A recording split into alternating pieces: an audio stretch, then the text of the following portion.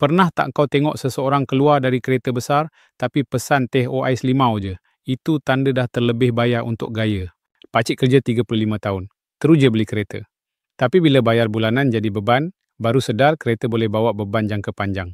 Ramai anak muda beli kereta lebih besar dari gaji, ikat pinjaman lama, lupa kos sampingan, gaji habis bayar benda makin susut nilai. Hutang isi rumah Malaysia antara tertinggi di Asia.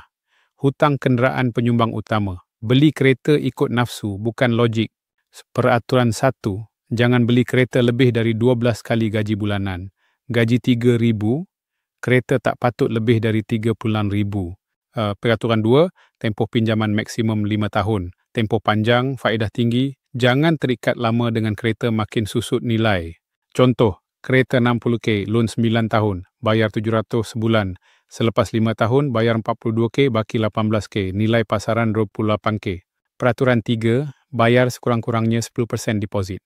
Kereta 50K, sediakan 5K permulaan. Kurangkan beban pinjaman dan faedah. Peraturan 4, ambil kira kos sampingan, insurans, cukai jalan, servis. Jangan hanya tengok ansuran bulanan. Contoh, kereta 2.0cc, insurans 2,500 setahun, tayar 2,201 set, ansuran 900, kos sebenar 1,400 sebulan. Kawan pakcik beli MPV besar, jual tahun ketiga sebab tak mampu maintain, silap kira kos sampingan. Peraturan 5, kalau boleh beli kereta secara tunai. Simpan 500 sebulan, cukup beli kereta second hand tunai lepas 3 tahun. Hidup lebih lapang bila tak ada ansuran. Duit gaji bersih jadi milik sepenuhnya. Orang Jepun faham kereta bukan simbol kejayaan. Kisah cikgu muda bawa kereta lama ke sekolah. 5 tahun kemudian, ada 3 hartanah sewa. Bijak simpan duit. Beli kereta cukup, bukan mewah. Pilih simpan masa depan. Jangan berlumba pakai kereta baru, tapi bina kekayaan senyap-senyap. Kan diolong beli kereta, tanya diri, adakah ini keperluan atau kehendak? Kalau hilang kerja 3 bulan, boleh terus bayar. Jangan beli kereta sebab nak puaskan orang lain. Fikirkan keperluan sebenar, bukan pandangan orang. Artikel ni berguna, kongsikan dengan kawan atau anak muda yang pening nak beli kereta. Tekan like, komen pengalaman. Ingat, kereta boleh tukar tayar. Tapi masa depan tak ada gantinya. Bijak beli kereta, bijak urus kewangan masa depan.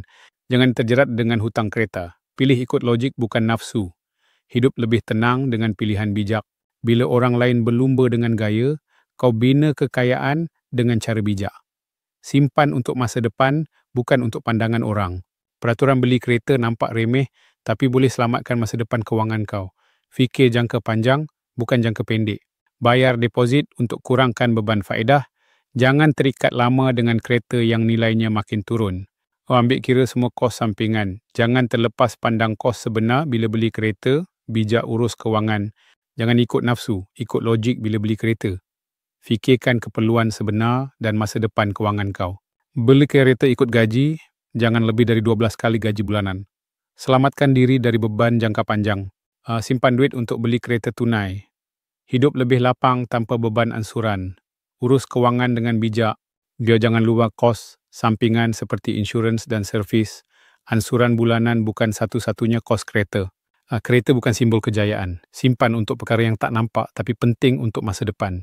Bijak beli kereta, bijak urus kewangan. Pilih keperluan, bukan gaya. Hidup lebih tenang.